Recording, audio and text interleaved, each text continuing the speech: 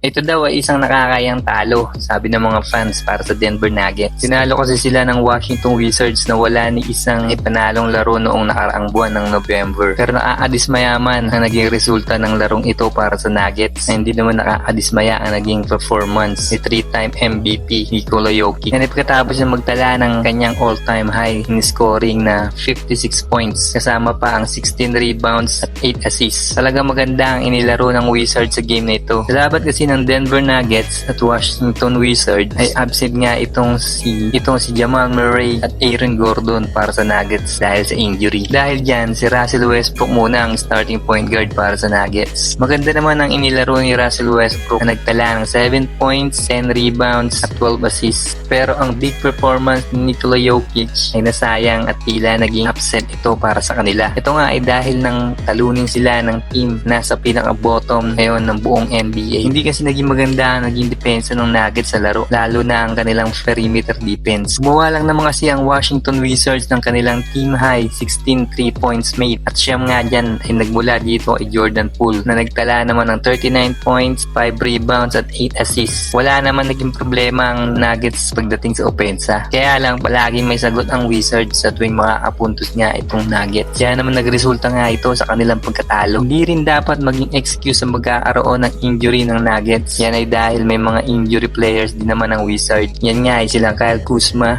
at ang rookie na si Alex Sarr. Tatlong player nga ang gumawa ng career high dito sa game na ito. Una na nga dyan si Nikola Jokic na may 56 points. Si Jordan Poole naman na nagtala ng kanyang career high sa 3-point line na may 9 3-pointers. Pati na din itong si Justin Campani na may 23 points. Tuluyan na nga tinuldukan ng Wizards ang kanilang 16 game losing streak. At ngayon ay meron ng 3 wins at 18 losses. Sa laban naman ng Boston Celtics at Memphis Grizzlies ay highlight nga itong double clutch reverse dunk ni Ja Morant. Talagang pinag-usapan yun, lalo na kamakailan nga kasi sinabi niya na hindi na nga raw siya magdadunk, pero mukhang naalimutan ata ng mga fans na favorite na kalaban Ja Morant ang Boston Celtics. Matatandaan kasi na sa isang interview noon ay sinabi ni Ja Morant ang Boston Celtics lang daw ang inaalala niyang team mahirap kalaban. Marahil isa siguro yan sa mga naging dahilan kaya siya na rin mismo ang bumali sa kanyang mga pahayag. Panalo nga ang Memphis Grizzlies dito sa laban na ito sa score na 127 to 121. Si Ja Morant ang nanguna sa Memphis na may 32 points, 9 rebounds at 9 assists. Si Jackson Jr. naman ay may 27 points, 9 rebounds at 4 blocks.